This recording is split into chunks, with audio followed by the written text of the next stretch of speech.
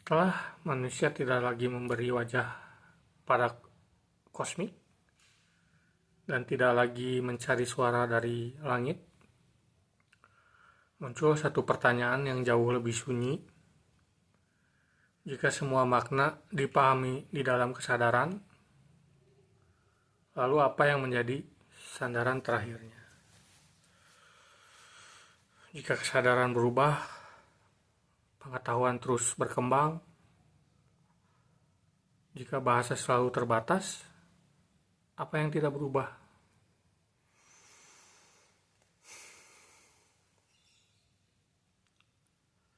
Transenden bukan gagasan religius. Ia lahir saat manusia jujur melihat batasnya sendiri, saat akal tidak bisa melangkah lebih jauh, saat bahasa mulai bocor, saat konsep tidak lagi cukup. Transenden muncul bukan sebagai jawaban, melainkan sebagai penghentian ego kesombongan. Bukan untuk menjelaskan segalanya, tetapi untuk mengingatkan tidak semua hal bisa dimasukkan ke dalam pikiran manusia yang tak dilahirkan.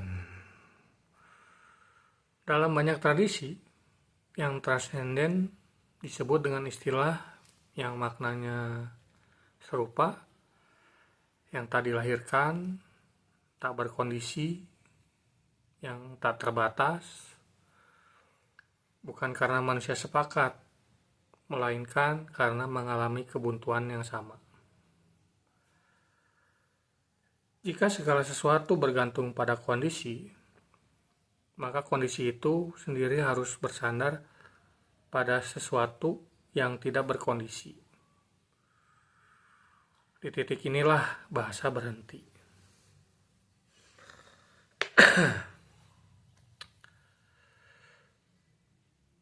Nama-namanya berbeda. Yang satu, yang tinggi, Tian, Ajata, Apeiron, Brahman, Dao sejati, yang tak terkatakan. Dalam Quran disebutkan tidak ada satupun yang serupa dengannya. Semua ini bukan deskripsi, melainkan peringatan. Peringatan agar manusia tidak menjadikan pikirannya sendiri sebagai pusat realitas.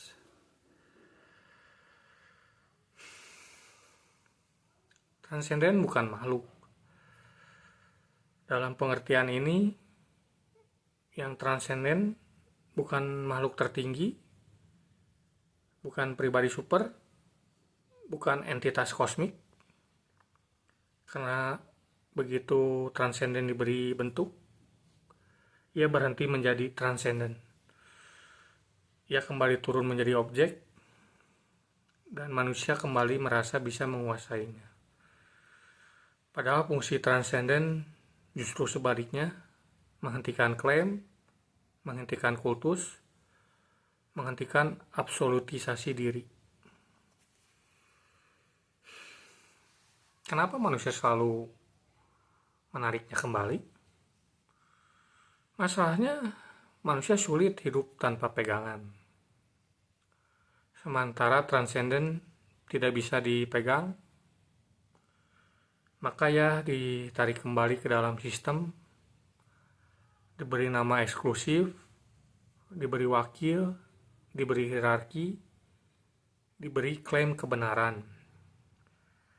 Di titik itu, yang transenden menghilang, yang tersisa bukan kerendahan hati, melainkan otoritas. Bukan kesadaran, melainkan kepemilikan. Transenden tidak menyuruh manusia meninggalkan dunia.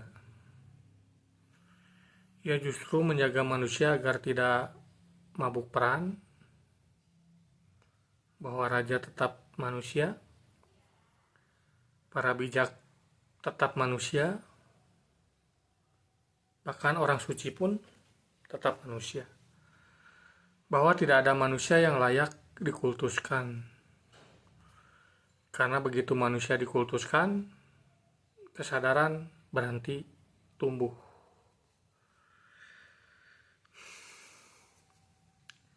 Mitologi mengajarkan manusia menyebut yang besar. Wahyu mengajarkan manusia mendengar dari dalam.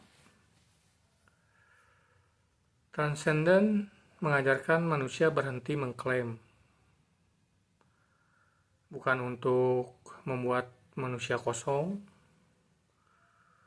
tetapi agar ia tidak mengira dirinya pusat segalanya. Dan mungkin kedewasaan spiritual bukan tentang mengetahui lebih banyak, melainkan tentang berani berkata, di sini aku tidak tahu, dan tetap hidup dengan jujur.